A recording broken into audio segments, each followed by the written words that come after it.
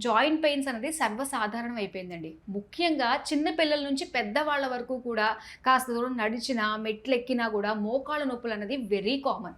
So, ఇలాంటి పరిస్థితుల్లో ఎలాంటి జాగ్రత్తలు తీసుకోవాలంటారు? పూర్వకాలం మోకాళ్ళ నొప్పులు, కీళ్ళ నొప్పులు ముసలాళ్ళకొచ్చాయి. అవును. ఇప్పుడేంటి కుర్రోళ్ళకి, మధ్య వయసు వాళ్ళకి అందరికి వచ్చేస్తున్నాయి. అవునండి. ఇటువంటి పరిస్థితుల్లో మనము ప్రత్యామ్నాయం ఆలోచించవలసిన అవసరం వచ్చింది. హ్మ్.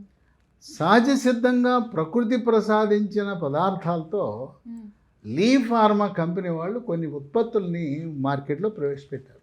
ఓహ్! కొన్ని లక్షల మంది వాడి దీని ఉపశమనం పొందారు. హుహు. అక్కడ దాకా ఎందుకు, మా అక్క ఉంది, నాకంటే 10 ఏళ్ళు పెద్దది, హుహు. సుమారుగా 79 ఏళ్ళు.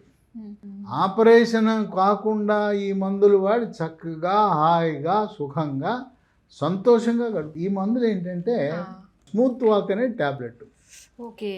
రసాయన రహిత ప్రకృతిలో లభించే పదార్థాలతో తయారు చేసింది. ఓకే. ఈ స్మూత్ వాక్ బ్రహ్మాండంగా పనిచేస్తుంది. హ్మ్. అంటే గుజ్జుని పెంపొందించడానికి ఉజ్జును పెంపొందిస్తుంది, రాపిడిని తగ్గిస్తుంది, కీలు బలాన్ని పెంచుతుంది, నొప్పిని తగ్గిస్తుంది.